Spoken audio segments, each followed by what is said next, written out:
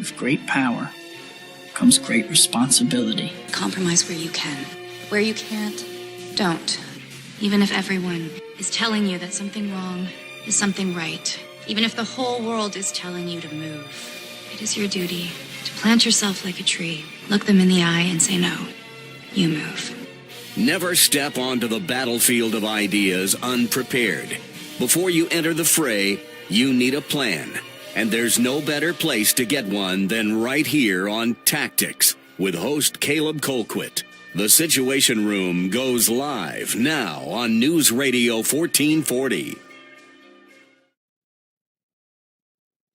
Welcome in, everybody, and thank you so much for being with us, whether you're watching us on YouTube, Facebook Live, Twitter, Twitch, Periscope, however you're watching us, whatever venue you're watching us on, we certainly appreciate you making us a part of your day, especially since this is going to be our Memorial Day special. So welcome in for that. We do pay homage to those who have fallen, who have given the ultimate sacrifice for our liberties. And of course, that's something that we understand, and I'm guessing the vast majority of my audience already understands this, but it's always good to just give a little bit of a reminder that this is not Veterans Day. This is not a day to celebrate all those who have served. We certainly do celebrate all those who have served and appreciate their sacrifices. But Memorial Day is special. It is specifically carved out for those who have given the ultimate sacrifice, for those who gave their lives to defend our freedom. And to understand a little bit of history of that, this was actually started as Decoration Day. It was a day that ladies would go and decorate the graves and the headstones of fallen Confederate soldiers. And after some time, that transformed and it started to be expanded to all soldiers in general. And eventually we got to the point to where we have Memorial Day. So have a great time, spend some time with your family, but don't forget to take a few moments out of today. And remember what this day is really about. Those soldiers who paid the ultimate price for our liberty. And in keeping with that sentiment, I would like to read this poem that I have here. And I don't know the author, but I saw it earlier and I think that it's very appropriate for this day. It is the soldier, not the minister, who has given us freedom of religion. It is the soldier, not the reporter, who has given us freedom of the press. It is the soldier, not the poet, who has given us freedom of speech. It is the soldier, not the campus organizer, who has given us the freedom to protest. It is the soldier, not the lawyer, who has given us the right to a fair trial. It is the soldier, not the politician, who has given us the right to vote. It is the soldier who salutes the flag, who serves beneath the flag, and whose coffin is draped by the flag, who allows the protester to burn the flag. Let all honor the fallen soldier and those who miss them. You know, on a technicality, I would point out that it is not soldiers that actually give us rights, but they're certainly the reason that we still have them protected. And what this poem really does is it points that out. That yes, we would have a God-given right to freedom of the press, freedom of speech, freedom of religion. We would have all of those things as rights ensured to us by God, regardless of what the soldier did. But because the soldiers do what they do, and because they are soldiers that give the ultimate sacrifice, then we have a government that protects those rights and does not seek to undermine those rights. And that is something that very few countries have, and something that we should continue to be grateful for. This poem emphasizes a profound truth, that the price of freedom is very steep. That the price of freedom is very high, but it is one that we are willing to pay. It is, I think, so offensive to those who have served and to those who have given their lives when people don't appreciate that freedom. And it's part of the reason, and I think it's because the left and the right tend to speak different languages, but it happens on both sides. But you know what I'm saying here, that there are certain people that talk about this country as though it's not a great place to live, as though it, from its very roots, is replete with oppression and evil and tyranny. And that's just not true. And it is a slap in the face to those who have sacrificed so much to say that that is true. Now, there might be a time where America does become tyrannical and does become incredibly oppressive and in significant ways undermines the liberty of its citizens. In certain ways, I believe that that has already happened in some limited quantities, and it's part of the reason that I do what I do. But to say that by the very root and the Constitution, the Declaration of Independence, all of that is the fruit of a poison tree, that's simply not true. And there are soldiers that have given their lives to the defense of liberty in a very different way than soldiers of other countries do, because that's one thing that is a big difference and something that was very different in this country as opposed to others. There are many other nations that have their soldiers with a great deal of pomp and circumstance, and the citizens don't love the soldiers the same way they do because the soldier is really a symbol of oppression. In America, they're a symbol of our liberty. In America, we understand that we are able to enjoy the freedoms that we do because of the sacrifices of our soldiers, and that's particularly important to remember on Memorial Day because there are those among us who paid the ultimate price, who gave everything they had, who sacrificed their own lives so that others might taste that liberty. And that's why our soldiers are such a beloved figure in America in a way that they're really not in other countries in the world. Because even other countries that do have certain levels of freedom, what we would refer to as Western democracies, you know, I'm not saying that they're all terrible places to live or that their people are incredibly oppressed or anything, but it is different. For the longest time in the British Empire, the soldier was the people that kept the citizens in line and usually suppressed their liberties. The same thing was true of a lot of Western countries, and to some degree even is to this day. But it's not that way here. Here, the soldiers are a symbol of liberation because they stand in defense, not of a king, not even of a land, of an idea, of the Constitution of the United States, and the ideas behind it in the Declaration of Independence. That's why, in a very significant way, soldiers are different here than they are in other countries, and that's the reason that the American people treat them different and see them differently. You know, kind of to go along with that, one of my favorite songs, and I consider it my favorite patriotic song, but it's one of my favorite songs of all time, is Riding with Private Malone by David Ball that kind of points this out. And if you're familiar with the story, it's about a kid that he is looking for a car and he sees an ad in a paper and he's just looking for some kind of junker. And when he pulls the cover off of this old car in a barn that this old lady has been hanging on to for a long time, it's a 66 Corvette, which, I mean, that's a classic car. It's an incredible find. And he winds up buying this car, and the car's his now. And after he has this car for a while, he opens up the glove box and finds this letter from a guy named Private Andrew Malone. And the chorus goes that if you're reading this, then I didn't make it home. But for every dream that shatters, another one comes true. This car was once a dream of mine, now it belongs to you. And though you may take her and make her your own, you'll always be riding with Private Malone. And it's a really great story. It's just a heartwarming American story.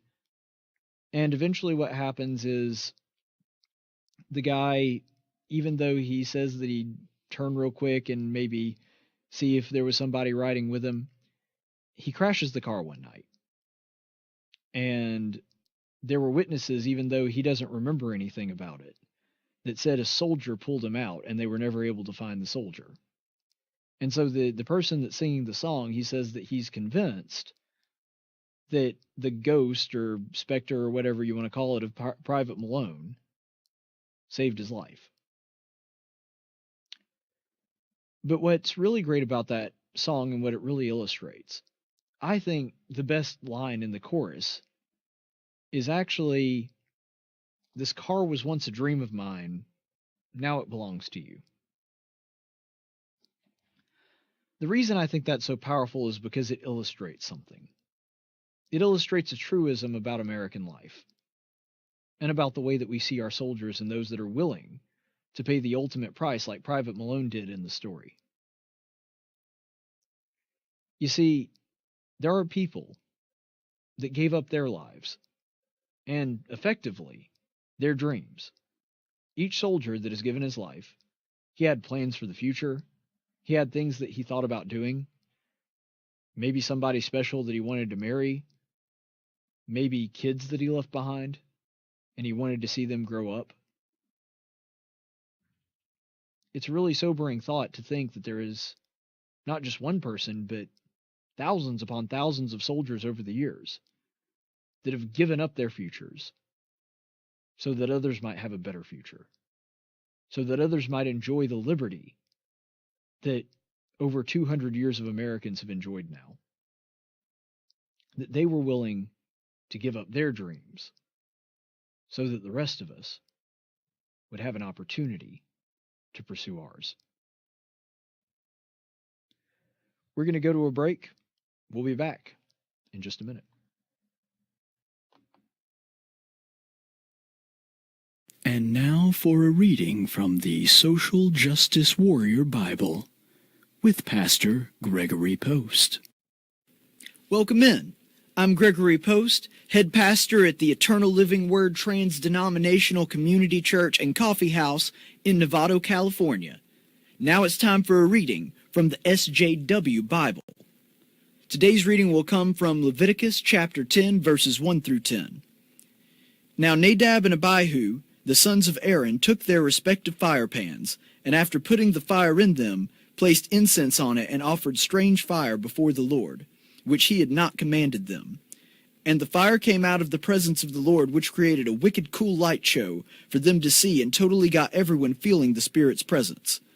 Then Moses said to Aaron, "It is what the Lord spoke, saying, even though I didn't command you to use this strange fire, I totally understand your need to express yourselves in worship and keep yourselves entertained." So Aaron therefore danced and yelled with joy, knowing that his sons were having a good time at worship. Moses called out to Mishael and Ezaphan, and the son of Aaron's uncle Uzziel, and said to them, "Come forward, carry your relatives away in front of the sanctuary outside of the camp, for they have fainted from being overwhelmed by the power of God's coolness." So they came forward and carried them still in their tunics outside the camp, as Moses had said. Then Moses said to Aaron and his sons Eleazar and Ithamar, "Do not uncover your heads, nor tear your clothes, because God wants us to always be happy, and as long as we're happy, he's happy. Therefore, if worship doesn't give you an overwhelming sense of euphoria, you need to find another congregation, preferably one with a more dynamic pastor and band." So they did according to the word of Moses.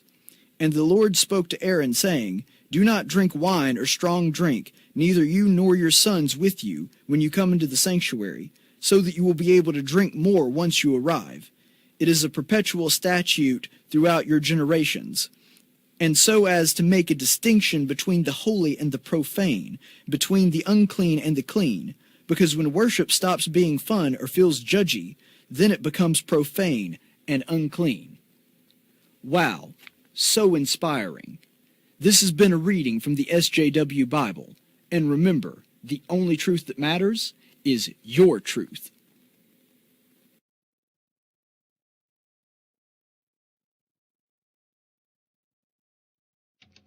Welcome back, all. Thank you so much for being with us. And there is more local news, actually, to get to that I didn't know if we were going to be able to get to it, but got to tell you, it is an interesting thing to see Alabama in the national news so consistently over and over again for the past really about 2 weeks. But of course, it has to do with the whole abortion ban is the reason this is going on. But it gets to a deeper issue, and I want you to really pay attention to this. There's a clip of Ilhan Omar. She's a freshman senator and also a practicing devout Muslim. That's the reason that she wears the hijab and has the whole head covering thing going on while she's serving there in the halls of Congress. And keep in mind that she is a refugee, I believe, from Somalia, if I'm not mistaken. So let's go ahead and take a look at this clip from the Congresswoman talking about our state. Religious fundamentalists are currently trying to manipulate state laws in order to impose their beliefs on an entire society, all with complete disregard for voices and the rights of American women. The recent efforts, like those in Alabama, in Georgia, are only the latest in a long history of efforts to criminalize women for simply existing, to punish us when we don't conform to their attempts to control us. But because it's happening here with the support of the ultra-conservative religious right, we call it religious freedom. It's simply unthinkable. Let's just be honest. For the religious right, this isn't simply about their care or concern for life. If they cared about or were concerned about children, they would be concerned about the children that are being detained and those that are dying in camps across our borders. Or the children who are languishing in hunger and facing homelessness. This isn't about religious morality or conviction, because we've seen time and time again those that talk about their faith and want to push policies because of their faith are the ones that simply are caught with the hypocrisy of not living it out in their personal lives. I am frustrated every single time I hear people speaking about their faith and pushing that onto other people. Because we know those so-called religious politicians, when it comes to their life, their choices, they want to talk about freedom. But when it comes to other people's lives and other people's choices, they want to talk about religion. All right, so that again is the execrable Ilhan Omar going after the state of Alabama. First of all, just a quick observation. Omar is a garbage speaker. As a public speaker, she is awful. And there are people on the left that are really good at public speaking. I mean, Barack Obama is as good an orator as you will ever find. His policies are terrible. Usually I disagree with almost everything that he's actually saying, the content of his speech, but the man is a masterful orator. Not as good as Ronald Reagan, and he does get a little tripped up when he doesn't have a teleprompter. But the point is, the man is still a talented speaker, and he knows how to work an audience.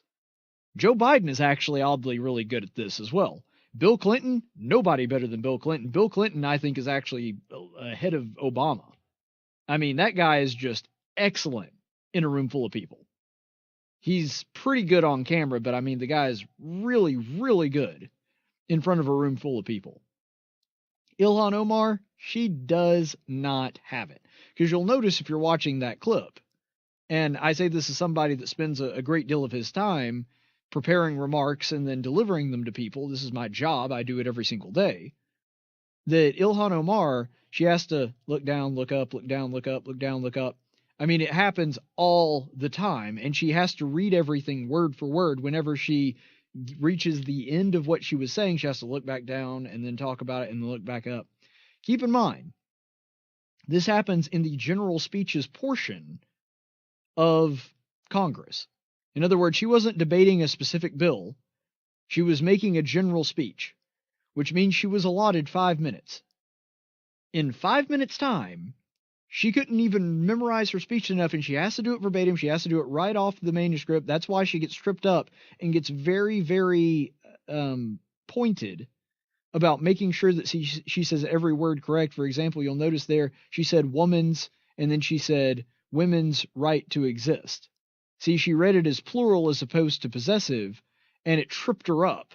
And she had to go back and correct herself because she knows the rest of the sentence will be grammatically incorrect if she doesn't. She can't ad-lib. She's not quick on her feet. She's really not that bright. She's just reading things off of a script. And you can tell she not only doesn't know her speech, that she cannot deviate from the script at all. She has to read everything word for word because she can't really think that quickly when she's up there and having to actually communicate with people. And again, this is a 5-minute speech. I was literally giving 5-minute speeches, actually speeches longer than 5 minutes, since I was, about 11 or 12. And by the way, just to give you an example of this, these are my notes for the show. These 2 pages, and then that poem that I read at the top of the show. This will keep me going for an hour, maybe an hour and a half. Just an outline. Nothing special, nothing fancy. You can see them right there. That's my notes for an hour-long show. And I'm not perfect. I have to look down sometimes. If I have to read a quote or I have to read a Bible verse, I have to look down to make sure that I get it right because I want to get it accurate. Ilhan Omar is writing her own words. She's not doing a direct quote from somebody, and she can't really go more than about 5 or 6 words without looking back at her speech and looking up and looking back at her speech and looking up. This is not a bright woman. And I'm not saying that she's a complete idiot, or there aren't certain things that she does know, but I'm just saying, as a speaker, she sucks. And because of her speaking style, you can tell that she cannot think on her feet very quickly. She is not good at being able to riff or ad-lib. Now, as much as I know that there are people on the left that hate Donald Trump, the man's a heck of a communicator. You may not like the things that he's saying, but he's actually pretty good at communicating. The content, it leaves something to be desired. But as far as being able to get in front of a crowd, relate to a crowd, converse back and forth with them, he can do that. So now let's actually get into the content of what she was saying in her attacks on her state. So first of all, and this was the main thing, she kept saying that because the religious right is the one pushing these abortion bans, we call it religious liberty. Who calls it that? Who? Can you cite somebody? Seriously, because religious liberty is a really big deal to me. I think that anybody that's been any time watching this program or following my career understands that pretty well. I'm a minister. I take religious liberty very seriously. I do not know a single person that is saying because of religious liberty, abortions ought to be banned. I know very few people, even though they do exist, that are saying because my religion teaches abortion is wrong, then abortion should be banned. There are at least that, but what she's saying here is the people are saying we need to ban abortions because of religious liberty. No one's saying that. You're strawmanning here. There is nobody that I'm aware of, no serious person on the right whatsoever, whether you're talking about politicians, whether you're talking about pundits or commentators like myself. I do not know of any single person on the right that is saying religious liberty, therefore we should ban abortion. That doesn't even make sense. Even if you believe that your that your religion taught against abortion, and that was the basis for you saying that it should be illegal, that's still technically not religious liberty. And so I don't really get what she's going for here. Religious liberty is the ability for you to practice your religion and to not be inhibited by the government in doing so. It says nothing about things like abortion. That's not religious liberty. Even if you said the only reason that I am against abortion being legal is because of religion, that still wouldn't be religious liberty. And so I'm really confused by her saying that religious liberty specifically is the rationale being used to push the bans on abortion, because I don't know of anybody that's making that case. And I've said for a long time, even if I were an atheist, I would still be against abortion. Now, of course, I believe that my faith teaches that abortion is wrong. I'm not saying that that's not the case. You can make a biblical case for abortion being an immoral thing to do. But whether or not I believed in the Bible, I would still absolutely be against abortion. Because as long as you start from the assumption that human life is important, which, by the way, is the basis for our entire system of government, that among these are life, first one, liberty and the pursuit of happiness. Kind of hard to have liberty or pursue happiness if you're dead. So the right to a person being able to live, and my understanding that the person in the womb, based on my understanding of biology, that is completely independent of my religion. Now, of course, I believe my religion also says that it's wrong. But I would believe that abortion is wrong for the same reason that I believe that murder is wrong. If I became an atheist, I wouldn't say, well, you know, we should just be able to murder everybody. No, wouldn't say that. And in the same way, if all of a sudden I just became an atheist tomorrow, not going to happen, but if that were to take place, I would still be against abortion. My stance on abortion would not change because of that. You would have to change my idea about what constitutes a human being. That would be the only way that you could change my stance on abortion. My religion is not the reason, and it's not the sole reason, but it's not even the primary reason that I think that abortion should be illegal. But nonetheless, there we are. They're continuing to try to push this narrative that the only people that are against abortion are religious zealots, and they're trying to push their religion on other people. Again, has nothing to do with pushing my religion. I don't believe in pushing my religion on other people through a legal process. I don't believe that we should be a theocracy. And even so, even if my religion went away completely, still not for abortion. That's a myth that they've been pushing for years. And I even know atheists that are pro-life. A great example was Austin Peterson, the one that ran for the Libertarian presidential candidate this last time. Lost to Gary Johnson, but still he ran. The guy's an atheist, also pro-life. You do not have to be a religious person to believe that we should be protecting children in the womb. It's just the way it is. Furthermore, I would like to point out that she, in her criticism, is pointing out a very strong contrast between Christianity and Islam. Because she is saying, I'm not saying this, she, as a Muslim woman, is saying that if Christians were living out their faith, then hungry children would be taken care of. Now, there is a bit of a logical fallacy taking place when she's saying that there are hungry kids still in existence, ergo Christians aren't really doing what they're supposed to be doing. Because even the teaching of the scripture says that Christ said to his apostles, the poor you will have with you always. So even if Christians are doing their best and doing their job, hungry people are still going to exist. Saying that, well, Christianity obviously doesn't work because there is still one child in the world that is hungry, yeah, that's not really an argument against Christians actually living out their faith. Christ says that even if we do that, that there's still going to be need, that there is going to always be more need than there is people willing to do good and help out. So that's not really evidence against Christianity, but what she's saying there is, if Christians were living out their faith, that's her assumption, that what we would be doing is taking care of needy children, which is accurate. This is something that is specifically commanded of us in the scripture. Think about that. Because the contrast is, if Muslims live out their faith, we've seen what that looks like. We've seen that that ends with people being burned alive in cages, and people being beheaded, and underage girls being raped multiple times merely because they're not Muslim. I mean, horrific, awful things on the level of the Holocaust. When Muslims put their faith into practice and actually live by the Quran, that's what that looks like. When Christians put their faith into practice and do what their religion commands, even Ilhan Omar asserts that what that looks like is children being fed and taken care of. It really is a remarkable thing that she doesn't see the contrast that she herself is actually making. But it's important to note here in that contrast that Christianity at no point ever calls for theocracy. Islam does.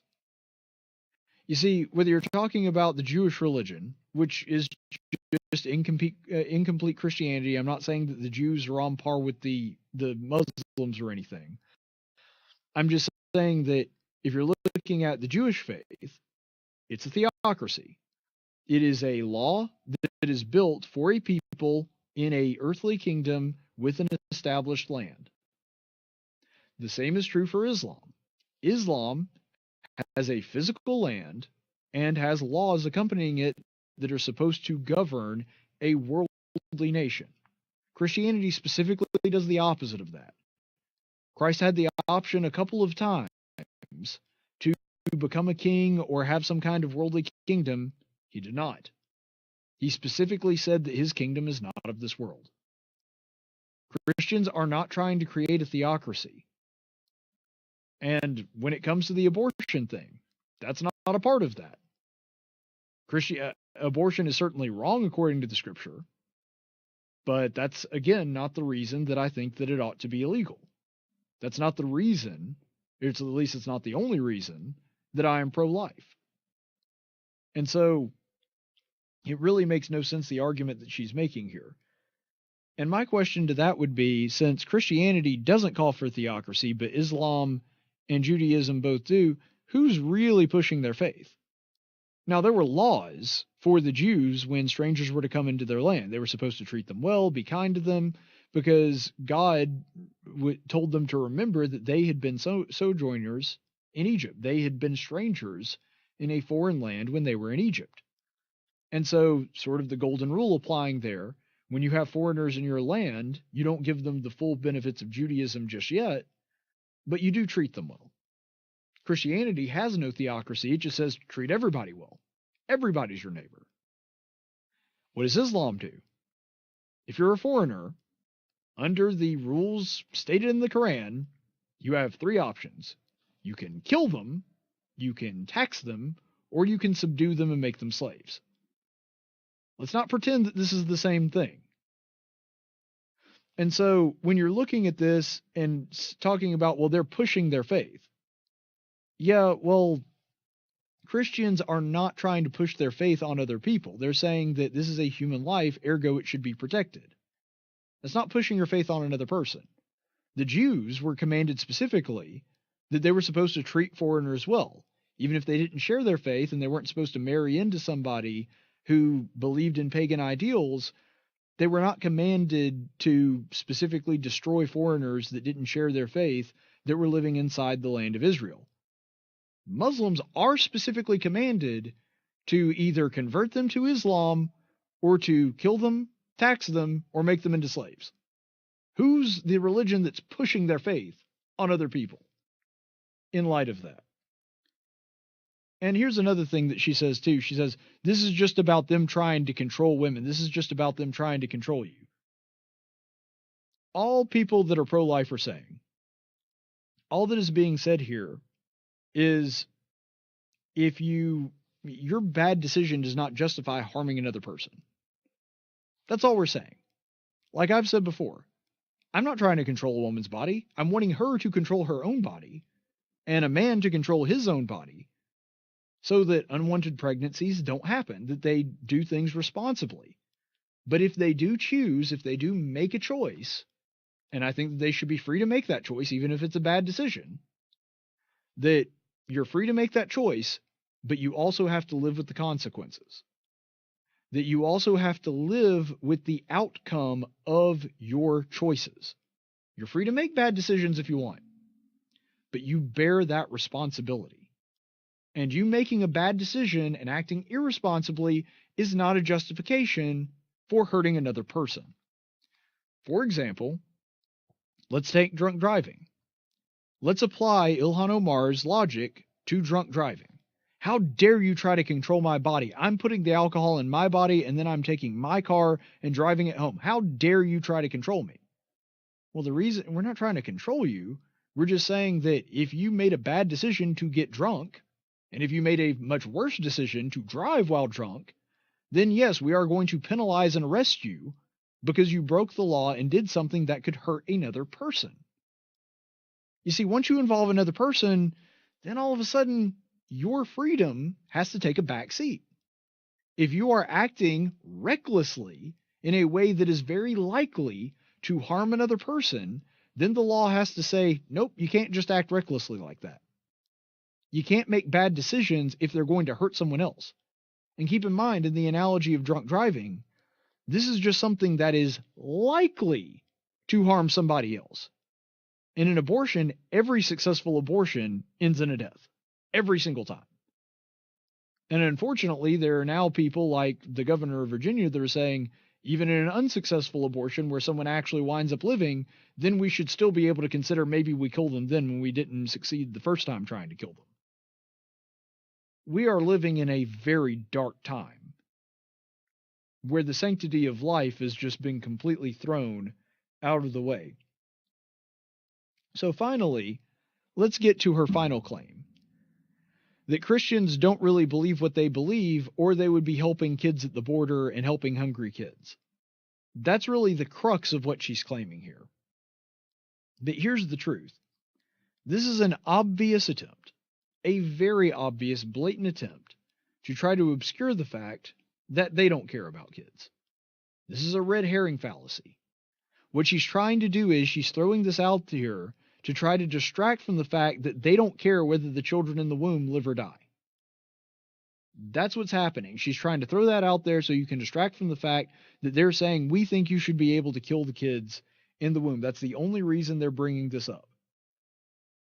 But even if you believe the kids in cages narrative, which we've debunked several times, we'll talk about it a little bit in a second, even if you believe this narrative, that there were no cages beforehand, everybody was fine, immigrants were coming in, they were being treated well, there was no problems, and all the kids were living in mansions while they were waiting on their court hearings, even if you believe that ridiculous piece of fiction. And then big bad Trump came in, and he said, you know what, we're going to put them in cages and feed them like dogs, which is not what happened. He continued the policies of the previous administration. But anyway, even if you believe that stupid narrative that is easily disprovable, even if you thought that was true, it's still not killing kids. Treating them badly? Yes. Would that be a bad thing? Sure. Are they being murdered? No. And so let's not treat these things as though it's a one-to-one comparison. Even if you ignore the fact that it's a complete red herring fallacy, even if you ignore the fact that this entire narrative is based on lies, based on this idea that Trump changed things from the way that they were before Obama was, and that they are really being treated inhumanely, even if you believe that fiction, there's still a big difference between mistreating children and killing children. There is a variation there. There is an argument of degrees to be made there. And when it comes to the whole kids in cages thing, look, if you wanted to, you could go to virtually any school in America, and if you strategically took a picture in a certain way, you could make it look like horrible conditions. For example, at my school in particular, there was a little caged off area that had a little garden. And it was locked with a deadbolt. I used to go there and play pretty much every day that my dad had to stay late, which was pretty often because he was a teacher. And so I'd have to stay for maybe 15, 20 minutes after school let out. The thing is, that gate wasn't real secure, and I could slip on in there. And it was an overgrown area. It wasn't well kept. There was grass and weeds growing out there. It probably wasn't all that safe for me to play there, to be honest.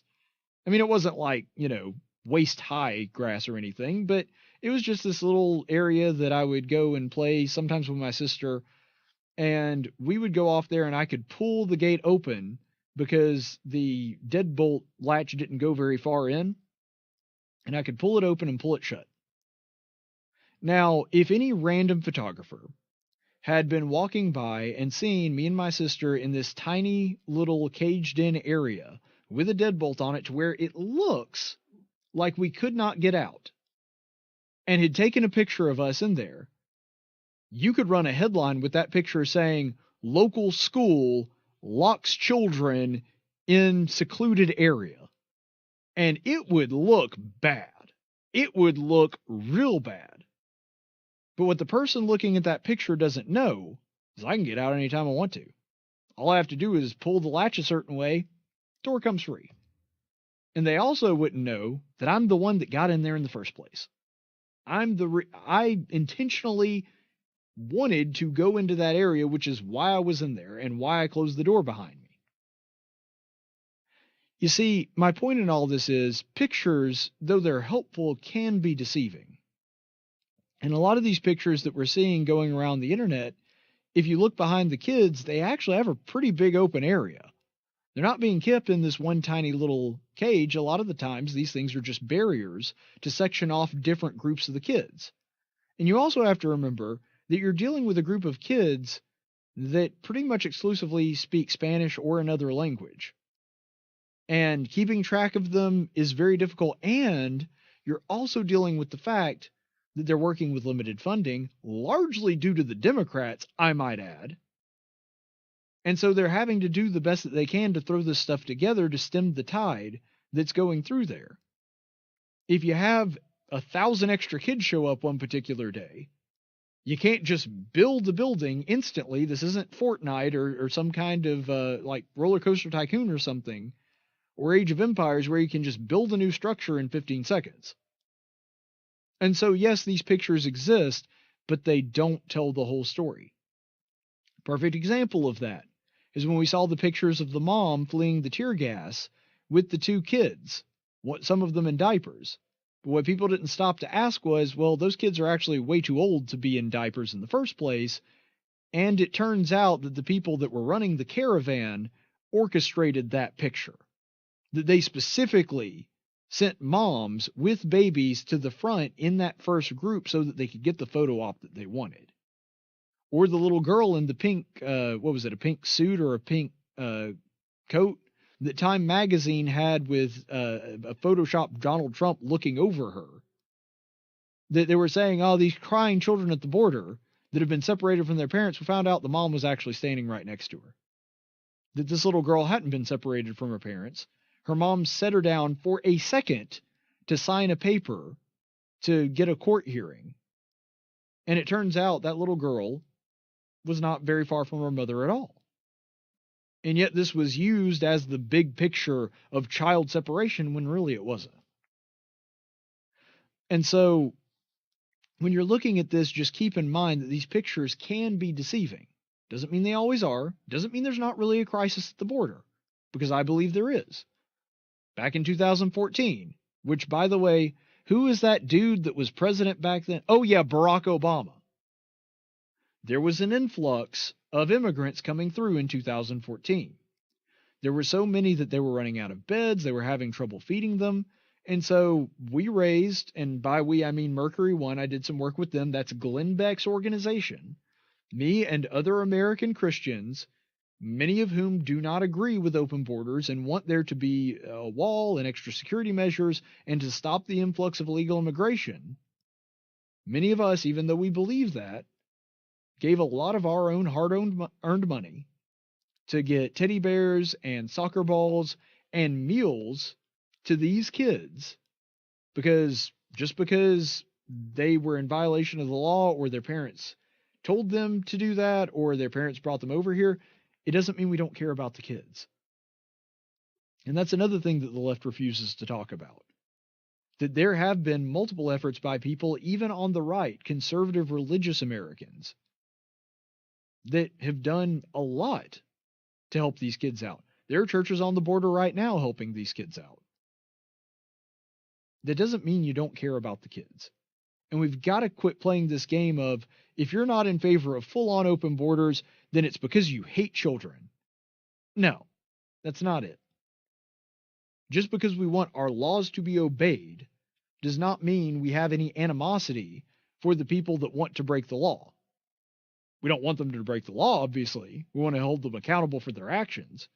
But that's not the same thing as saying you hate the person on the other side. The reason that we want armed robbery, for example, to be illegal is not because we hate people that consider armed robbery. It's because we care about the people in our family and in our home that could be hurt. And that's something that the left continues to intentionally ignore, especially when you consider that they were not outraged about these exact same policies happening when it was President Barack Obama doing it. See, now they're saying, oh, this is intentional, and it's all because of racism, it's because Trump hates immigrant children, and he hates brown kids. But when it was Barack Obama doing exactly the same thing, they didn't say anything about it. You see, what's funny about all this is a lot of these problems that they're bringing up, they are the result, they are the offspring, as it were, of bad liberal policies. There are a lot of leftist judges and an awful lot of leftist Democrats in Congress like her that opposed extra spending at the border, beefing up security, the security measures that would keep more kids from coming in so that we could get the ones that we have here now under control, and extra funding for the facilities down there. You see, the Democrats want it to look bad. They want it to look overcrowded. They want it to look inhumane because that scores political points from them. And what have they been doing since then? Blocking funds to these facilities. They don't care about the kids. They care about a political win. And it absolutely disgusts me that somebody like Ilhan Omar is trying to blame the right when it's her party and their policies that have been causing the crisis in the first place. Think about this. Under the worldview, under the design, under the desire, the policy recommendations of those on the right, these kids would never be put in these facilities in the first place because they would still be, by the way, not separated with their families in their home country. And if they want to come to America, by all means, apply. Do it through legal channels. That's all we're asking for. That is all we're saying. They're trying to conflate this with hatred of the kids, and it's just not. You see, it's the sanctuary cities and the generous benefits that are drawing the families here in the first place. It's the Democrat policies that caused this problem. And they refuse to clean it up because they think that they can score a political win from it. They don't mind who they hurt, as long as they win when it comes to politics. The best thing that could happen for these kids is to secure the border and to fund ICE and to fund the Border Patrol the way that they should be. That's what's actually going to help the kids. And for Ilhan Omar to say, well, you religious people, you just care about children in the womb and you don't care about the children on the border. No, we care about both. You're the one that doesn't. Let's go to the Daily Dose of Stupid. That was stupid. I know it was stupid. Really stupid. Hey, I just said it was stupid.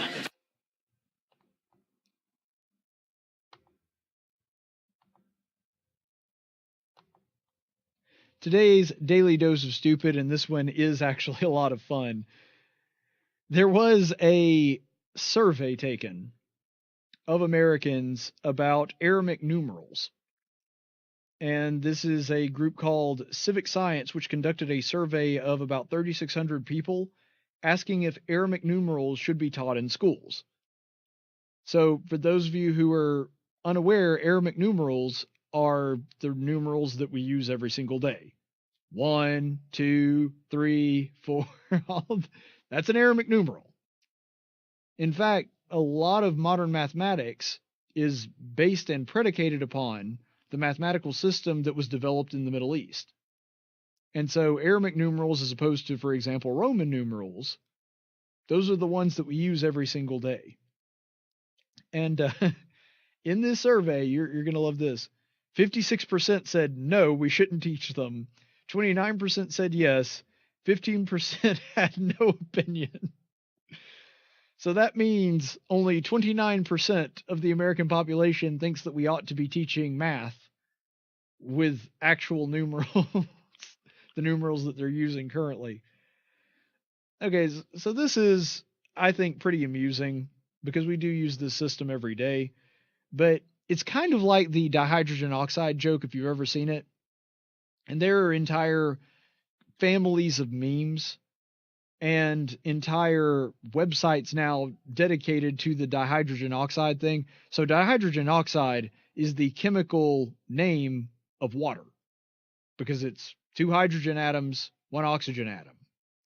So you put that together, dihydrogen oxide, it's water. But they'll say goofy things like, well, dihydrogen oxide is sprayed on plants to make them grow. And they grow much larger with this. Where dihydrogen oxide can burn you in its gaseous state, which it can because steam can burn you. or every single the primary component of acid rain is dihydrogen oxide. Stuff like that. And so the joke is that they can make something that's completely harmless sound really bad if said in a certain way. And that's exactly what's going on here is people hear Aramaic numerals. Oh no, we shouldn't be teaching Aramaic numerals. We should be teaching American numerals. Well, Aramaic numerals are the ones that Americans use. So yeah, we're learning using Aramaic numerals. In fact, the little News Radio 1440, we're using Aramaic numerals 1440. So there you go. We use those every single day. But anyway, the whole thing's funny, but some people, I think, misinterpreted this or took it too far. We're going to look at a tweet from the CEO of the organization that actually put this on. The guy's name is John Dick, who says, "Ladies and gentlemen, the saddest and funniest testament to American bigotry we've ever seen in our data." All right, so here's the thing. Is it hilarious? Yes. It's something that really amused me. But the idea that this guy who runs the company is saying that this is a testament to American bigotry. Okay, first of all, the word bigotry gets thrown out an awful lot. So let's actually define what bigotry is. Webster's dictionary defines it as obstinate or intolerant devotion to one's own opinions and prejudices. So you're saying that all the people that said, no, we shouldn't be teaching Aramaic numerals to our kids, that they're bigots. No, that's not what's going on here. The reason they thought that is because they figured it was some useless piece of random knowledge that was being suggested to be taught to students, even though it would be worthless just because it's multicultural. And let's be honest, with the history of the education system and some of the things they do teach in school, are they really that far off by thinking that that was a possibility? I would say no. If they had known that Aramaic numerals are the ones that we use every day, I'm guessing that it would have been like probably 99%, because for whatever reason, nobody agrees on 100%. But if they had known that that was the numerals that we were talking about, it would have been 99% saying yes. The reason that they didn't is because they didn't know what it actually was.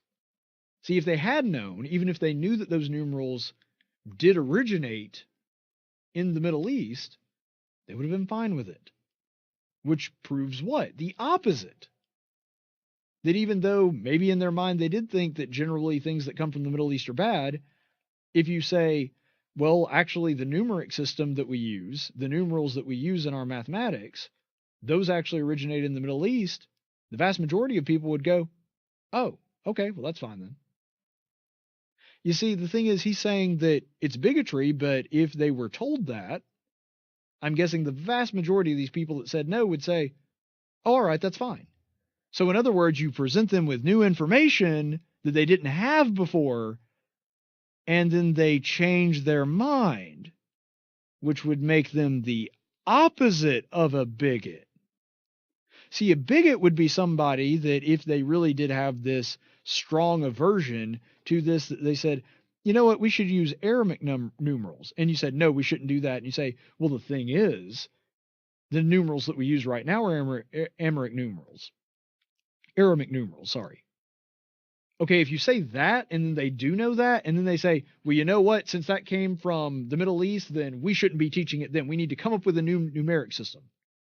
Okay, that person's a bigot.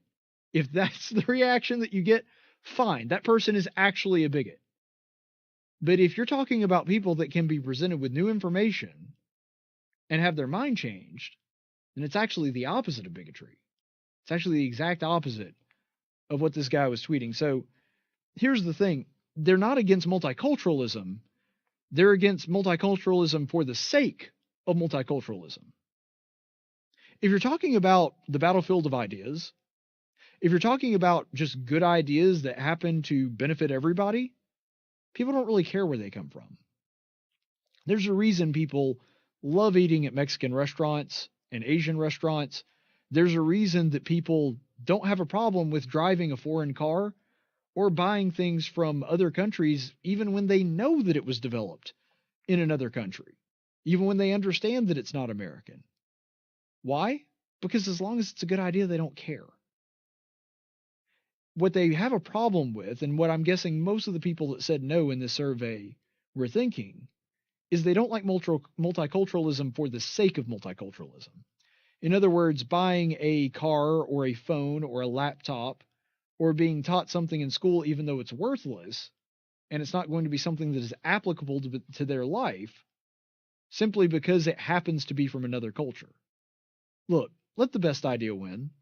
That's all I'm asking. That's all I'm asking. The Aramaic numeral system works very well, and that's the reason I'd like to hold on to it. Not because it's Aramaic, not because it's American, because it's the best idea. That's what's so great about a free market. The best ideas rise to the top. It is the ultimate public opinion survey that people will go along with a good idea regardless of where it came from, regardless of the cultural context surrounding it. They will go with the best idea that makes their lives easier, which is the way that it ought to work. Regardless of what culture you're from, the best idea should be the one that gets used. And that is the opposite of bigotry. So this guy, look, it's a funny joke. You got him. You got the people that said no on it. You can revel in that. You can take pride in that. That's fun. We can all have a good laugh about it. Don't make it into more than it is. Don't try to make it into some kind of testament to how close-minded Americans are. Because the vast majority of them, if you had told them that that's the ones that we use every day, they'd be perfectly fine with it. Which again, if you can be presented with new information and then change your opinion, that's the opposite of bigotry. Chaplin's report is next.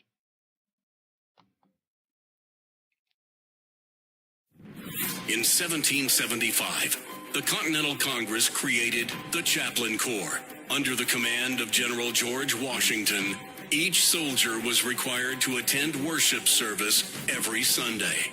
While other armies advanced on their feet, Washington's troops advanced on their knees. It's time for the Chaplain's Report with Caleb Colquitt on tactics. Chaplin's report today does come from the book of Ephesians. We're going to take a little break in our look into the book of Daniel, just because, if nothing else, it is Memorial Day. And because it is Memorial Day, I thought that it was important that we do something a little special to remember those that have given everything that they had. So since it's Memorial Day, I thought it was only appropriate we take a second to talk about sacrifice. Real sacrifice. Based on love, and when you know that you're not going to get anything in return, or at least you're very unlikely to. Let's talk about that kind of sacrifice, because in the book of Ephesians, chapter 5, verses 1 through 2, it says, "Therefore be imitators of God as beloved children, and walk in love, just as Christ also loved you and gave himself up for us, an offering and a sacrifice to God as a fragrant aroma." Now it's true that none of us even have the ability or the capacity to give the way Christ gave, to give in the way that he did, because he left a throne in glory and intentionally gave himself up to be killed for the lives of others. There is no greater sacrifice than that. No human can sacrifice that way. We just don't have that ability because we don't have that option. Christ did. But what I want to draw your attention to is the first part of verse 1. You see, we're supposed to be imitators of God. In other words, as his children, as people with a spark of that divine in us that are trying to follow in that image of our God and Creator, we need to be the kind of people that look up and try to do what God does. And knowing that God is the kind of God that sends his own Son to die on a cross to have us forgiven of our sins, and that God is also the Son that came to redeem us of those sins and willing to give his own life to die for us, then to be an imitator of God is to be a person that has sacrificial love. And certainly, soldiers on the battlefield that are willing to risk, and in the cases that we're talking about with Memorial Day, give their own lives, that would be a sacrificial love at least similar to the sacrificial love that God has, but it's something that we're all called to do. Not all of us can fight.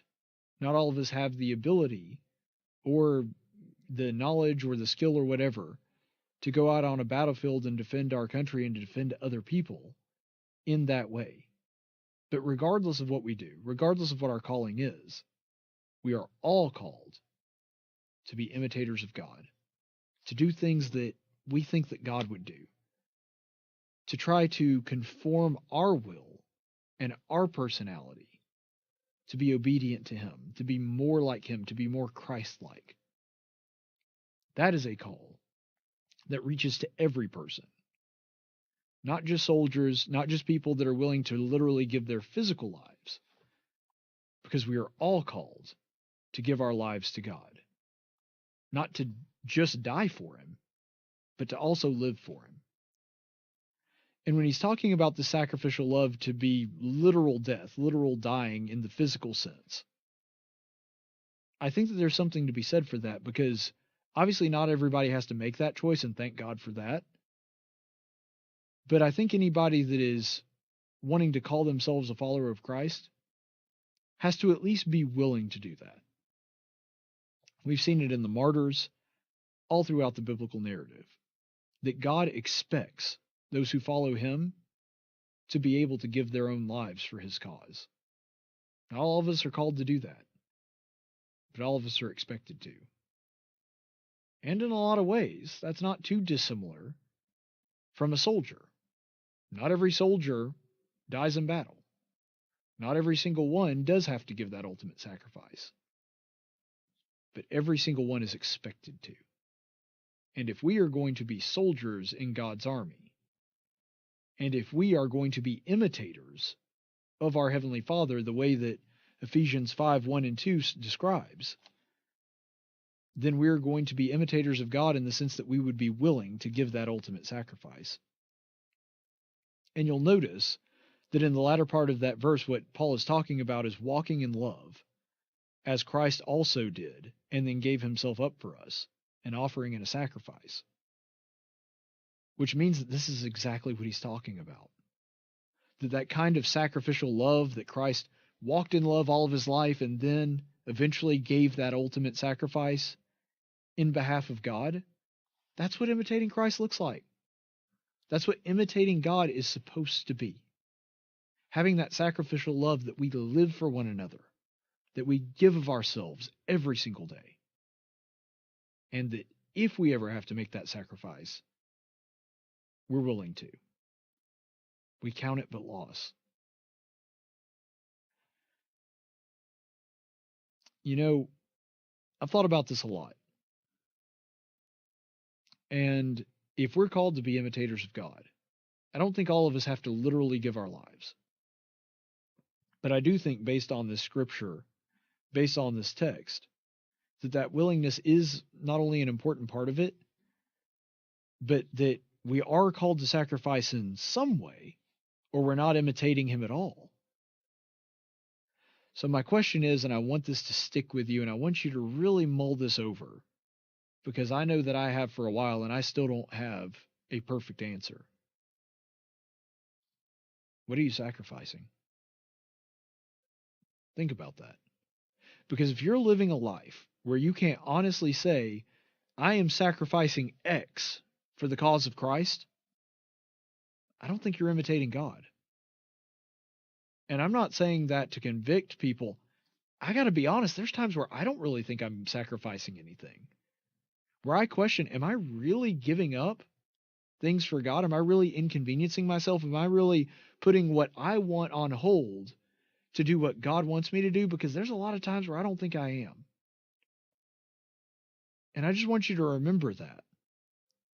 That if you, and I'm preaching to myself here, that if you are not doing something, that you are giving something up, something that you want, something that you would rather have, but you're willing to forego for the cause of Christ, are you really being an imitator of God? Can you really call yourself a follower of Jesus Christ if you are not doing that every single day of your life. Because I don't know that you can.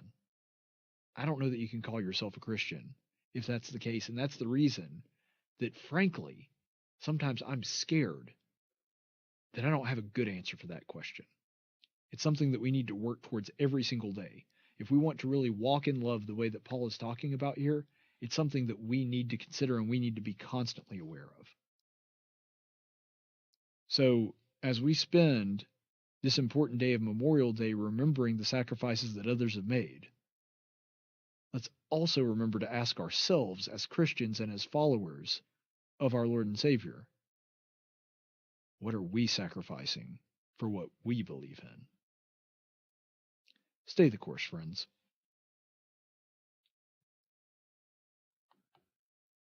Tactics is a production of News Radio 1440 and Cumulus Media Montgomery. Any opinions expressed on this program are those of the host and do not necessarily reflect the opinions of Cumulus Media. The theme song for Tactics is 6 Foot Town by Big and Rich. Graphics by Jessica Dawson. Broadcast studios provided by Cumulus Media Montgomery. Location studios provided by the Dalraida Church of Christ. Copyright 2019.